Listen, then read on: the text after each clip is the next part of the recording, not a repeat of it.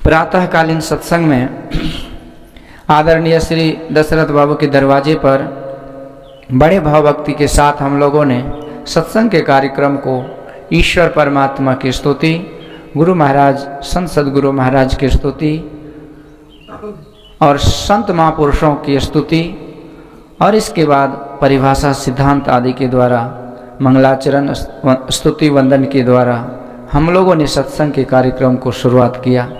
आइए हम लोग अब पाठ के उपरांत प्रवचन में प्रवेश करें। संत महापुरुष कहते हैं कि मनुष्य के ऊपर 3 प्रकार का ऋण होता है। एक पितृ ऋण होता है और एक धरती माँ का ऋण होता है और एक देवताओं का ऋण होता है। तो धरती माँ का ऋण, समाज देश का ऋण जो है, इसके लिए देश की सेवा जरूरी होती है और पितृ ऋण के लिए माता पिता की सेवा जरूरी होती है और देव ऋण के लिए ही कहा जाता है कि ईश्वर परमात्मा की भक्ति जरूरी होती है। क्योंकि जो थोड़ा बहुत उपकार माता पिता का है वह तो हम लोग थोड़ा सा सेवा करके वो पूरा कर देते हैं। माता पिता की आवश्यकता को पूरा करना और उसके आदेश का पालन करना, यह माता पिता की लगभग सेवा है और उतना ही वो करते हैं। उसी के लिए वो माता पिता भी पुत्र से उतना ही आशा रखते हैं। और धरती सेवा मतलब होता है कि जिस देश में हम जन्म लिए हैं उस देश के प्रति हमारा प्रेम होना चाहिए, क्योंकि उसका ऋण है। देश के साथ उस देश में राष्ट्रीयता होती है, उस देश की सभ्यता होती है, संस्कृति होती है और वो उससे हमको लाभ होता है। विचार कीजिए, यदि हम लोग इस भारतवर्ष में यानी कि भारत भूमि पर जन्म नहीं लेते, England, America, Holland, Poland, Switzerland, Netherland, जितने लैंड फैंड उधर है वहाँ जन्म ले लेते तो ये सत्संग नहीं मिलता, ये गारंटी है। क्योंकि अन्य देशों में भक्ति प्रधान देश है ही नहीं।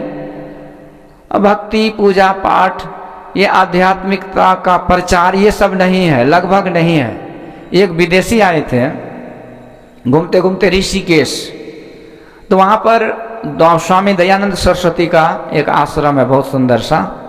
तो वहाँ कैंप वगैरह चलते रहता है, वेदांत कोर्स क्लासेस वगैरह, शॉर्ट टर्म और लॉन्ग टर्म भी।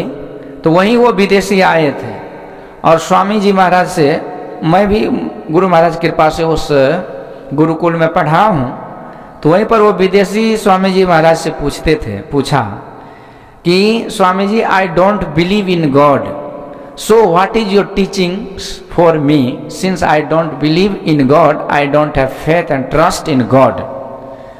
तो उन्होंने पूछा कि हमको ईश्वर में विश्वास नहीं है, श्रद्धा नहीं है, तो आपका उपदेश मेरे लिए क्या है, टीचिंग्स, शिक्षा क्या है मेरे लिए। तो वो स्वामी जी कहते हैं, it is very true that you don't believe in God, you don't have faith and trust in God, since you are born and brought up in other country, in foreign country.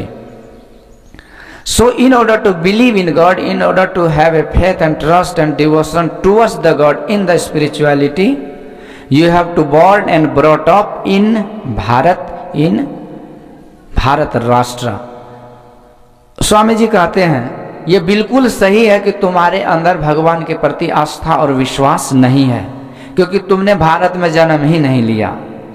यदि तुझे आस्था और विश्वास होना है, यदि चाहिए, तो तुझे भारत में जन्म लेना पड़ेगा, तब जाकर के तुम्हारे अंदर भाव, भक्ति, श्रद्धा, विश्वास आएगी भगवान के प्रति। So you have to take one more birth in order to be trustful towards the God.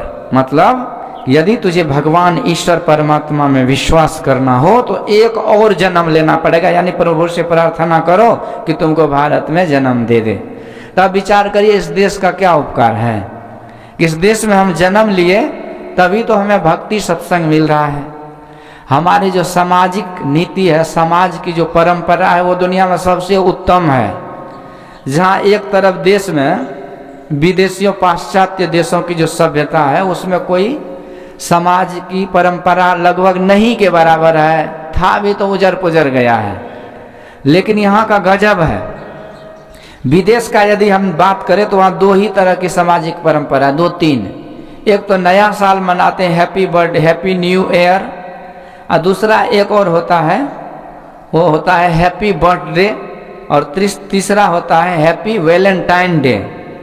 मतलब हैप्पी न्यू ईयर नया साल को कहते हैं, जबकि वो जो भौगोलिक हिसाब है ना उसके अनुसार वो नया साल होता ही नहीं है। नया साल तो ये होता है ना कि जैसे आप एक चक्कर किसी चीज का लगाए और वो चक्कर पूरा हो गया तब ना हुआ, तो एक से गिनती किए आते आते 100 पर आ गए, फिर एक से गिनती किए 100 पर आ गए, तब ना राउंड हुआ। कि कहीं से गिनती करके कहीं चले जाएंगे तो थोड़े होगा। तो नया साल वही है जब सूर्य भगवान अथवा ये पूरा परिक्रमा जब लगाते हैं ना, और उसके साथ पूरी प्रकृति का जो सामंजस्य बैठा रहता है, तो उसी को नया साल कहते हैं। तो उसका एक गणित है, उस गणित के अनुसार ग्रह, नक्षत्र, तिथि, वार, ये सब जब एक साथ शुरू होकर के वहां जाकर के उसी जगह पर जब जाके समाप्त हो जाता है, तब तो उसको एक साल, नया साल कहते हैं। और ये सबसे पहले का गिनती है हमारे सनातन धर्म में। ज्योतिष विज्ञान जो जानते हैं वो जानते हैं। वैज्ञानिकों ने उधर सबसे बड़ा जो रिसर्च सेंटर है अमेरिका में, नासा में, जहाँ से वो मौसम वैज्ञानिक सब है, तो सब कुछ के बारे में बताते हैं कि कब कहाँ बारिश होगा, कहाँ मौसम कैसे रहेगा, पूरे दुनिया का। नासा का जो है ना उस रिसर्च सेंटर तो हाल फिलहाल में बना है, पर हमारे शास्त्र पुराण में संत महापुरुषों ने तो करोड़ों करोड़ों साल पहले से ये बतला दिए हैं कि इस साल में, इस महीने में, इस पक्ष में, इस तिथि में, इस नक्षत्र, वो नक्षत्र आएगा, उस नक्षत्र में बारिश होगी। वो कहीं पढ़ के तो आए नहीं ना रिसर्च सेंटर में, लेकिन वो ज्योतिष विज्ञान, ज्योतिष वाला किताब जो उसको उल्टा करके पतरा जो 10-20 टका में होता है, उसमें लिखा हुआ है इतने बज के इतने मिनट से ये नक्षत्र शुरू है, उस नक्षत्र में भारी बारिश होगी। अब कहिए किताब में लिखा है और वो बिल्कुल सत्य है, उस नक्षत्र में भयंकर बारिश होती है। 3-4 साल पहले मैं यहाँ आया था दशहरा के दिन ही, और कौन नक्षत्र था, तो हथिया नक्षत्र था। अब 7 दिन इतनी बारिश हुई कि कमर भर पानी लग गया था सब जगह, बढ़िया से सत्संग भी नहीं हो पाया। तो ये है ज्योतिष विज्ञान, लिखा रहता है कि इतने बज के इतने मिनट में ग्रहण लगेगा, तो लगेगा तो लगेगा, लग ही जाता है। ये ना है भविष्यवाणी, लिखा हुआ है, बोल दिए तो होना निश्चित है। अभी ज्ञान कहाँ से आया? यही है इस देश का ज्ञान, ये भारत का विज्ञान। जहाँ सांसारिक ज्ञान का अंत होता है, वहीं से आध्यात्मिक विज्ञान का शुरुआत है। Where there is a end of worldly knowledge, that is the very beginning point of the spiritual knowledge. मतलब जहाँ ये भौतिकवाद का अंत होता है, वहीं से आध्यात्मिकवाद का तो शुरुआत ही है। तो कहने का मतलब है कि ये देश से ही तो हमको ये ज्ञान मिला ना। तो वहाँ वही है happy birthday, happy new year, जो कि बिल्कुल हैप्पी नहीं है, मुहूर्त ही नहीं है वो नया साल का। इसलिए हर घर में जो भी पढ़ते हैं तो लिख देते हैं रोड, सड़क जहाँ तहाँ हैप्पी न्यू ईयर लिखा रहता है। इसके बाद आजकल जो भी बच्चे नया अंग्रेजी मीडियम में पढ़े हैं तो वो उसी को जानते हैं नया साल, जबकि बड़ा दुर्भाग्य है, नया साल वो है ही नहीं। और हमारे जो संविधान बनाने वाले थे ना, वो उसको नया साल बनना माना भी नहीं है। हमारा जो वैदिक कैलेंडर था उसको ही नया साल लेकर के चला, लेकिन बाद में सेकुलरिज्म जो है को लोग बोलते हैं, जबकि सबसे पुरानी भाषा है संस्कृत भाषा। इसको कौन सी भाषा बोलते हैं? वेद भाषा, देव भाषा बोलते हैं। डिग्री तो बहुत है, लेकिन एक दोहा संस्कृत का हम पढ़ नहीं पाते हैं, जबकि हमारा पहचान है। संस्कृत मतलब होता है सुंदर संस्कार, उसी से संस्कृत से ही सुंदर संस्कार अर्थ होता है उसका। तो सुसंस्कृत यानी सुंदर संस्कार तो जब होगा तब संस्कृत पढ़ेंगे, लेकिन हम लोग अंग्रेजी पढ़ते हैं तो बंदर संस्कार होता है। तो इसलिए ये चीज हमको ये देश से मिला है, संस्कृत। तो इसी तरह से ये है धरती ऋण, तो ये धरती माँ से ही हमको मिला है, जो कि दूसरे देश में नहीं है। नया दूसरे देश में नया साल, हैप्पी न्यू ईयर, एक है हैप्पी बर्थडे यानी जन्मदिन मनाते हैं, वो भी बिल्कुल उल्टा सुल्टा है। जन्मदिन जो मनाते हैं तो वो तरीका थोड़े है जो मनाया जाता है, वो तो भ्रष्ट तरीका है। एक बच्चे के माथे पर टोपी पहनाया जाता है, वो टोपी कैसा रहता है? यहाँ तो टोपी, आप बंगाल में जाइए वहाँ की टोपी अलग राजा महाराजा वाला है। पंजाब का जाइए, सिखों का शान है वो टोपी पगड़ी, मतलब सर झुक नहीं सकता, सर कटा सकता है। तो ये सब टोपी है जिसके पीछे बहुत रहस्य छिपा हुआ है, बहुत ज्ञान की बात है, बहुत पहचान है। तो वो नहीं पहन के अब बच्चे का जब जन्मदिन होता है तो जोकर वाला टोपी पहनाया जाता है। इसके बाद क्या होता है कि केक रखा जाता है, केक में अंडा गंडा भरा हुआ रहता है। इसके बाद देखिएगा मोमबत्ती जलाया जाता है। मोमबत्ती भोजन के जो प्रसाद होता है वहाँ पर मोमबत्ती अगरबत्ती जलेगा तो सब वहीं में गिरता है, अशुद्ध हुआ। इसके बाद केक मोमबत्ती हो गया, इसके बाद क्या होता है तो पूरे सजाया जाता है। इसके बाद जितना उसका संग साथ में है सब उस दिन स्पेशल ड्रेस, यानी एक भी भारतीय ड्रेस नहीं, जितने अंग्रेज के पहने हैं उठपटांग कपड़े वही पहन के आते हैं। इसके बाद वहाँ गाना बजाया जाता है, इसके बाद पैक की व्यवस्था होती है।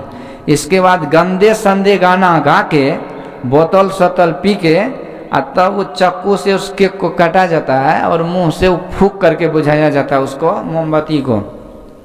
इसके बाद उसको मुंह में खाते हैं, दूसरे के मुंह में जुठा करते हैं और जितना सजावट है सबको नोच नाच के घिना पिना करके एक कर देते हैं। ये हो गया नया जन्मदिन। परंतु संत महापुरुष कहते हैं जन्मदिन नहीं है, ये तो भ्रष्ट परंपरा है। सबसे पहले जो इस देश का बच्चा है वो जोकर नहीं है, जोकर वाला भेष बनाना नहीं चाहिए। संत के संतान हैं, ये देश राम कृष्ण का है, इसलिए यहाँ जो बच्चे हैं वो राम कृष्ण के संतान है। इसका पहचान आप देख लीजिए कि भारत में प्रायः जो टाइटल है, जो नाम है वो भगवान भगवती पर ही होता है प्रायः। तो ये संतान ऋषियों की धरती, प्रेम रस भरती, प्रेम रस भरती ऋषियों की धरती। किसी का जन्मदिन होता है, विवाह होता है, तो उसे गोत्र पूछा जाता है तो क्या बोलते हैं? जॉनसन बोलते हैं कि टॉमी बोलते हैं कि डिमी टिम्पी बोलते हैं, क्या बोलते हैं गोत्र में? कश्यप गोत्र बोलते हैं मोटा मोटी। कश्यप कौन थे? हमारे ऋषि थे, कश्यप ऋषि। उन्हीं की पत्नी थी दिति, अदिति का ही पत्नी थी। उसी दिति माँ से दैत्य लोग हुए और अदिति माँ से सारे देवता मानव दानव सब है। तो वही गोत्र है। किसी का अत्रि गोत्र होता है, किसी का वशिष्ठ पाराशर गोत्र होता है। तो ये सब तो ऋषि ही थे ना, ऋषि ही है, और उन्हीं गोत्र से जो चला है वो हम लोग हैं। तो इसलिए सबसे पहले तो बच्चा जोकर नहीं है, जो जोकर वाला टोपी पहना जाता है। दूसरा है कि अंडा गंडा कोई चढ़ुआ नहीं होता है और राक्षसी भोजन है। तीसरा है कि दीप को जलाया जाता है, बुझाया नहीं जाता है। पूजा पाठ में कहीं हम दीप को मुंह से फूंकते हैं तो अशुभ माना गया है। उसे जब तक तेल है जलने देते हैं, उसे बुझाते नहीं हैं। और तीसरी बात कि जब कोई शुभ कार्य होता है ना तो गंदा संदा गीत गा करके जुठा कुठा नहीं किया जाता है। शुभ कार्य जो भी होता है उसमें पूजा पाठ भजन कीर्तन किया जाता है, जबकि जो भी वहाँ होता है सब अशुभ ही है। जुठा करना अशुभ है, जो अंडा गंडा अशुभ है। इसके बाद अशुभ भेष बनाना अशुभ का लक्षण है। गंदा संदा गीत गाना ये भी अशुभ का लक्षण है। तो सब कुछ जब अशुभ है तो उसके जीवन में शुभ कहाँ से होगा बताइए? तो हैप्पी बर्थडे जो बोलते हैं कि हैप्पी मतलब होता है खुशहाल, तो खुशहाल बर्थडे मतलब जन्मदिन, तो उसका जन्मदिन खुशहाल होगा? कभी नहीं होगा। इसीलिए हमारा देश जो है ये हमें ज्ञान देता है कि जिस तरह से हमारे भगवान, हमारे देवी देवता का जन्मदिन हम लोग विवाह का दिन उत्सव मनाते हैं। जैसे भागवत महापुराण कथा होता है तो उसमें भगवान कृष्ण का जन्म उत्सव मनाया जाता है। तो इसी तरह से ये शास्त्र पुराण का ज्ञान, ये अध्ययन करने के बाद, जानने के बाद ये भी हमारा सुधरता है, जो है हमें देश देता है। तो दूसरे देश में ये सब है, ज़्यादा कुछ नहीं है। तो जन्मदिन, नया साल और एगो और है, क्या जानते हैं? वो है हैप्पी वैलेंटाइन डे। वैलेंटाइन मतलब होता है जिसको हमारे देश में व्यभिचार कहते हैं, अवैध संबंध स्त्री पुरुष का, नारी और नर यानी मेल फीमेल का जो अवैध संबंध होता है, एक ही संबंध है इस देश में, वो है पति और पत्नी का, स्त्री पुरुष में। वही उसके मित्र होते हैं, साथी होते हैं, पति होते हैं, रक्षक होते हैं, गार्जियन होते हैं, सब होते हैं। बाकी जो संबंध संसार से एक औरत का होता है वो भाई का होता है, बेटा का होता है, मामा का, फूफा का, मौसा का, पीसा का, ये हजार संबंध तो हो सकता है, लेकिन पति का संबंध, पति पत्नी का एक ही संबंध होता है। लेकिन उस देश में, मतलब भारत और एक दो नेपाल आदि देश के अलावा जितना भी दुनिया है उसमें ये नहीं है सिस्टम। तो ये समाज उसमें बिखराव होता है, समाज में एक दूसरे से प्रेम नहीं रहता है, और वो भ्रष्ट संस्कृति है जिसको संत महापुरुषों ने ओपनली यानी खुलेआम बोले हैं कि ये व्यभिचार होता है, जिसको कि महापाप की श्रेणी में गुरु महाराज दिए हैं, संत सारे दिए हैं। तो जो चीज इस देश में मिला वो कहीं नहीं है, मोटा मोटी ये समझ लीजिए। तो ये देश का ऋण होता है हमारे ऊपर। तो इसलिए जो जन्म लेते हैं तो संत महापुरुष कहते हैं अपने देश के लिए हम कुछ न कुछ करें, समाज के लिए। तो ये वो ऋण से हम उरीन हो जाते हैं, जिसके लिए हमको प्रेरणा महापुरुषों से मिलता है। बड़े बड़े देश सेवा में देश प्रेमी जो थे खुशी खुशी फांसी पर लटक गए। आखिर उसको भी घर परिवार संसार तो था ही ना, वो भी तो बाल बच्चा, पोता पोती, नैत नतिन, मकान दुकान, उसको भी शौक होता है। लेकिन ये शौक सब एक तरफ था और देश सेवा एक तरफ थी। और देश सेवा की बारी आई, माँ भारती पर जब संकट था तो उन्होंने फांसी का फंदा को गले से लगा लिए।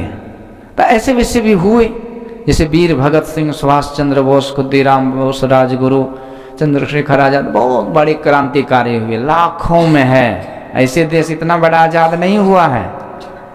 खाली वो चश्मली, वो टोपी, गांधी छाप को हम लोग जानते हैं कि बिना लाठी ढाल के कर दिए कमाल, वो साबरमती के लाल, ऐसा कुछ नहीं है। एक झापड़ दिया तो दूसरा गाल बढ़ा दिया, किसमें भी मारो, ऐसे आजाद नहीं हुआ। लाखों लाख वीर शहीद बलिदान पर चढ़े, तब जाके भारतीय माँ आजाद हुई। तो ये प्रेरणा मिलता है ना महापुरुषों से, ये वीरांगनाएं से, कि उन्होंने देश के लिए बहुत कुछ किया। आज भी एक एक शिक्षक है अपने शिक्षा विभाग में। एक अखबार में आया था, एक प्रोफेसर था, 1 साल तक वो जो कोरोना काल था ना, तो उसमें वो पढ़ाई नहीं किया, मतलब वो नहीं किया, जो ड्यूटी था वो नहीं किया ना, बंद था सारे स्कूल कॉलेज। तो 1 साल का जो पेमेंट था वो सरकार को उन्होंने घुमा दिया। वो अखबार वगैरह में भी आया था कि कितने ईमानदार।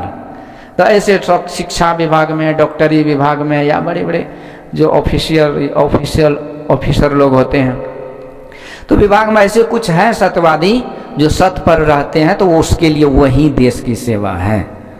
तो इस हाथ से, इस पैर से, अपने पास जो दिया गया है परमात्मा के द्वारा, जो कुछ भी है उसमें से थोड़ा भी यदि हम समाज के लिए देते हैं, करते हैं, तो इसी को देश सेवा कहते हैं। इन्हें हमको मुखिया बना दो, हम ये कर देंगे, वो कर देंगे, उल्टा देंगे। आज तक 10 रुपये किसी को दिया नहीं, मुखिया बन जाएगा तो 10 लाख दे देगा क्या? तो देने वाला कोई पद का मोहताज नहीं होता है। वो किसी भी पद पर रहे अथवा नहीं रहे, वो सेवा करते ही हैं और करना ही चाहिए। यही धर्म है। इसी से देश का ऋण उतरा जाता है। हम जिस कथा को सुनते हैं, सत्संग की वार्ता को, उसमें भी भगवान और संत महापुरुष यही उपदेश देते हैं ना। केवल सत्संग की बात थोड़ी है। सत्संग के माध्यम, सत्संग तो है पर देश सेवा भी की है। कहा जाता है कि जब चाइना के बॉर्डर पर चाइनीज जिन्होंने चौं करके आक्रमण किया था, तो गुरु महाराज का समय था। वो गुरु महाराज कहते हैं मैं तो बहुत उम्र का हूँ, यदि इस देश का सरकार यदि कहे हमको भी, तो हम भी बॉर्डर पर जा सकते हैं। सच्चे श्री सतगुरु महाराज ऐसे महापुरुष हुए। हम तो गुरुओं को मानते हैं ना, गुरु को, गुरु परंपरा को। गुरु से बढ़ के कोई नहीं है। गुरु परमात्मा को भी कहते हैं। और पंजाब में 10 गुरुओं की परंपरा है। प्रथम गुरु हुए गुरु नानक देव जी महाराज, उसको तीता लगा चल दिया, गुरु नानक देव जी महाराज। और 10वें गुरु हुए गुरु गोविंद सिंह जी महाराज। पहले गुरु से तो 2-3 गुरु तक ठीक रहा, और इसके बाद गुरुओं ने देश के लिए बलिदान दिया। एक 7वें गुरु थे गुरु तेग बहादुर जी महाराज। नहीं, गुरु गोविंद सिंह जी महाराज के पिता थे और उसके भी गुरु तेग बहादुर जी महाराज। जब मुगलों ने अपने सनातन संस्कृति पर अत्याचार करना चालू किया तो इन्होंने संसार को उपदेश दिया कि अब केवल झाल मृदंग बजाने से नहीं बचोगे, ये जिहादी तुमको आज तो भाईचारा जो नजर आता है ना, वो सब तुम भाई को चारा बना बना करके खाएगा। यदि भाईचारा वाला नौटंगी करोगे तो चारा बनोगे, ये बात सत है और हो भी रहा, अभी भी हो रहा है। इसलिए गुरु गोविंद सिंह जी महाराज ने बलिदान देने की प्रेरणा दिए और खुद अपने जो सिख वाला पगड़ी था ना, तो उसको अपने हाथ से पकड़कर और अपने कृपान से अपने गर्दन को काट करके उस मुल्ला को दे दिए। बोला लो, सर तो दे दिया लेकिन मैं सार नहीं दिया तुमको। मतलब उपदेश दिए कि तुम समाज में अपने धर्म, संस्कृति और देश के आन बान शान के लिए सर कटा दो, लेकिन सरेंडर मत करो। ऐसा उपदेश है देश के लिए। और इसके आगे देखिए, अब जैसा बाप होगा वैसा ही बेटा होगा। बाप पियक्कड़ होगा, नौटंगी होगा तो बेटा थोड़ी साधु महात्मा बन जाता है, अथवा सज्जन थोड़ी बन जाते हैं। बाप घूसखोर तो बेटा घूसखोर, बाप इधर उधर करते हैं तो बेटा करते हैं। समाज ये परंपरा है, माता पिता का लगभग पूरा ज्ञान बच्चे को आता है। तो आज तेग बहादुर जी महाराज ने जब ये दिखाया तो आगे 10वें गुरु हुए गुरु गोविंद सिंह जी महाराज। तो गुरु गोविंद सिंह जी महाराज ने जब अपने समाज में सनातन धर्म पर ये संकट आया, मुगलों ने, अत्याचारों ने जब देश समाज संस्कृति को लूटने का प्रयास किया, तो गुरु गोविंद सिंह जी महाराज अपने 4 बेटा को बलि दिला दी। मतलब चारों बेटा उसका बलिदान हो गए। मतलब माँ धरती के सेवा में बलिदान हो गए। उसमें 2 बेटा का तो गजब का इतिहास है। जो छोटे थे ना वो दोनों, जोरावर सिंह और फतेह सिंह। तो मुगलों ने कहा कि तुम इस्लाम स्वीकार करो, अने तो सर कलम, सर तन से जुदा, ये न रहता है। तो उन दोनों बच्चे ने कहा कि सत श्री अकाल जो बोले सो निहाल, वाहे गुरु की खालसा, वाहे गुरु की फतेह फतेह। झुका नहीं उसके सामने। तो मुगलों ने कहा इसको चुनवा दो दीवार में, खड़ा करके चारों तरफ से दीवार जोड़ो, ऐसे मरेगा ये। दीवार जोड़ता गया तो छोटा भाई जो था उसे जब बड़ा ने देखा तो रोने लगा। गुरु गोविंद सिंह जी तो थे नहीं वहाँ, आकाशवाणी हुई। कहते बेटा यदि तुझे मरने से डरना है, डर लगता है, तो इस्लाम बन जाओ ना, मुल्ला बन जाओ, तो ये कुछ नहीं करेंगे कठमुल्ला सब, तुमको छोड़ देंगे। तो बड़ा भाई जो था बोला पिताजी मुझे मरने से डर नहीं है, लेकिन मैं रो इसलिए रहा हूँ कि मेरा छोटा भाई मेरे बाद जन्म लिया लेकिन मुझसे पहले ये मर रहा है, इसीलिए मेरे आंख में आंसू आ गया। तब गुरु गोविंद सिंह जी महाराज ने आकाशवाणी से ही, वहां से ही, शून्य से ही आशीर्वाद दिए कि सावस बेटा, सावस तूने मेरे आन बान शान की रक्षा कर ली, मेरी पगड़ी का लाज बचा लिया, और तुम्हारा नाम जस कीर्ति संसार जब तक रहेगा तब तक फैलता रहेगा। और वही देखिए आज भी ये हमारा ये जो सरकार है अभी भाजपा की देश में, तो इन्होंने वीर बाल दिवस का घोषणा किया। जिस दिन वो दोनों साहजादे को चुनवाया गया था ना, और जो धर्म संस्कृति के लिए जो बलि दिए, अपना बलिदान दिए, तो उसी दिन को वीर बाल दिवस की घोषणा की कि मनाया जाएगा। तो आजकल के जो बच्चे हैं, नई पीढ़ी है, फिल्मी स्थान में वो कितने लफंगे का नाम उसको पता है, याद है, पता नहीं है। सबका नाम और पहचान वो जानते हैं, लेकिन जो बड़े बड़े ओजस्वी तेजस्वी महाप्रतापी वो बालक हुए, उसका नाम पता नहीं है, उसके पास डाटा ही नहीं है। तो होना चाहिए, पढ़िए समझिए। आज यूट्यूब का युग है, कोई जरूरी नहीं कि शास्त्र पुराण को पढ़ना पड़ता है। यूट्यूब में सर्च कीजिए कि कितने बड़े वो बलिदानी थे, और वो आदर्श थे, हीरो, मतलब रोल मॉडल। वो हीरो हुआ ना, तो उसका फोटो रखने से साहसी बनते हैं बच्चे। और उस मुंबईया का फोटो रखोगे तो लफंगे बनोगे। यही है। तो कहने का मतलब है कि दोनों बच्चे ने बलिदान दिया, गुरु गोविंद सिंह जी भी। तो देश के लिए संत महापुरुष भी किए और बड़े बड़े देशभक्त भी किए। तो देश का ऋण ऐसे उतारा जाता है। अब हम लोग कौन सी करेंगे, हम लोग को तो बस राम राम जपना, पराया माल अपना, आपका तो है यही बस सपना। हमको तो कुछ करना नहीं, क्रिया खा के जन्म लिए हैं, ऐसा नहीं है। हम भी कर सकते हैं। तो हम लोग कौन सी कर सकते हैं? तो हम लोग सत्संग करते हैं, तो ये क्या है? ये भी देश सेवा है। गुरु महाराज कहते हैं कि किसी ने कहा कि आप क्या करते हैं देश के लिए? तो गुरु महाराज कहते हैं मैं देश के जड़ को मजबूत करता हूं।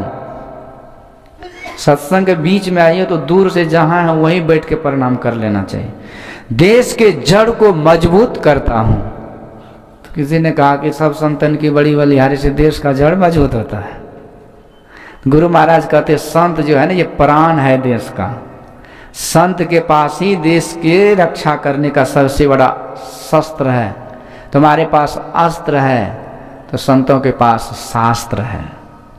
शासनात्रायते इति शास्त्र, शासन शास्त्र रूपी शास्त्र के शासन के द्वारा त्राण किया जाता है, तो उसे शास्त्र कहते हैं। तो गुरु महाराज कहते हैं देखो, जिस देश में आध्यात्मिकता का प्रचार होता है, केवल उसी देश में जो है मोरालिटी आती है, सामाजिक नीति अच्छी होती है। वहाँ के लोग सदाचारी होते हैं, क्योंकि सत्संग के द्वारा ही सदाचार का प्रचार होता है ना। पालन हो सदाचार ना आचार में ही किया, गुरु हरि चरण में प्रीत ना रोखा विचार किया। तो सत्संग में इसी को यमुना जी की धारा कहते हैं। विधि निषेधमय कलिमल हरने, जीवन में क्या करना चाहिए नहीं करना चाहिए, what is to be done, what is not to be done, dos and don'ts, these both things are the important things in human beings life.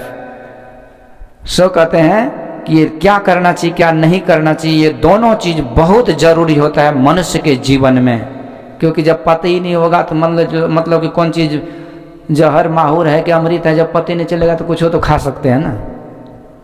एक जगह एक स्कूल में रखा था तेजाब, क्या था पता नहीं, शौचालय चला साफ करने के लिए, झाड़ू पोछा लगाने वाली रख दी टेबल पर। उसको क्या अकल की कहाँ रखना चाहिए। और उधर से सर जी आए, पसीना से लथपथ था, सोचा कि कोई ठंडा उंडा होगा, चढ़ा लिया, आराम नाम सत हो गया। तो पता था नहीं, इसीलिए न हो गया कल्याण उसका। तो इसी तरह से जीवन में क्या कर्म अच्छा है क्या खराब है, इसका ज्ञान होगा तब तो हम अच्छा को पसंद करेंगे ना। अभी मैं जहाँ नेपाल में सत्संग में था, तो पूरे नेपाल में कतले आम सरतन से जुदा, वही बकरी का हलाल। वो लोग बकरीद मनाते, तुम क्या मनाते? वही बकरी देना हुआ, बकरी को काटना, पटवा को। जो बगल का मंदिर था वहाँ 3000 6300 पटवा को चढ़ाया गया। अगर कर रहे क्या? तो पूजा माता रानी की। अब ज्ञान ही नहीं है ना, तो इसीलिए गलत काम हो रहा है। तो ज्ञान हो जाएगा तो हम पूजा फूल पत्ती अगरबत्ती से करेंगे। तो इसलिए ज्ञान जरूरी है ना कि क्या अच्छा है क्या खराब है। तो गुरु महाराज कहते हैं जिस देश में आध्यात्मिकता का प्रचार होता है तो वहाँ के लोग सदाचारी होते हैं। सदाचारी का मतलब ही है कि झूठ चोरी नशा हिंसा और जारी छोड़कर गुरु ध्यान सत्संग में सम्मति को जोड़कर जीवन बिताओ, स्वावलंबी भरम भाड़े फोड़कर, संतों की आज्ञा है ये में ही माथ धर छल छोड़कर। तो यही संतों की आज्ञा है, इसी को सदाचारी जीवन कहते हैं। जो नहीं करने का नहीं करना और जो करने का है वो करते रहना। तो ये ज्ञान सत्संग के द्वारा होता है, बाकी कहीं नहीं होता है। लगभग किसी गुरुकुल में बताया जाता है कि झूठ मत बोलो, वही झूठ बोल करके डिग्री लेकर के तो वहाँ पहुँचा, वो आपको कहाँ से सत्यवादी बनेगा। सिगरेट खैनी बीड़ी खुदे वो खाता है तो विद्यार्थी को थोड़ी वो कहेगा कि मत खाओ। तो 5 पाप खुदे वो उसमें मास्टर, वो प्रोफेसर का डिग्री उसी में लिया है, वो ये प्रोफेसर साहब, तो दूसरे को कहाँ से बताएगा।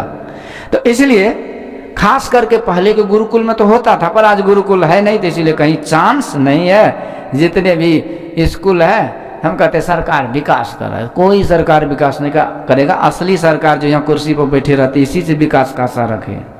एक तरफ शराबबंदी और दूसरे तरफ अंडा गंडा फ्री, संडे हो या मंडे रोज खाओ अंडे, कहाँ तो स्कूल में घपा घप।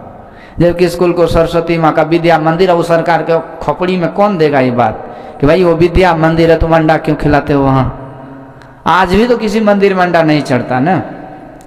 तो इसलिए गुरु महाराज कहते हैं कि वहाँ के लोग सामाजिक मतलब वहाँ के लोग ये होते हैं क्या, तो सदाचारी होते हैं, जहाँ अध्यात्म ज्ञान होता है।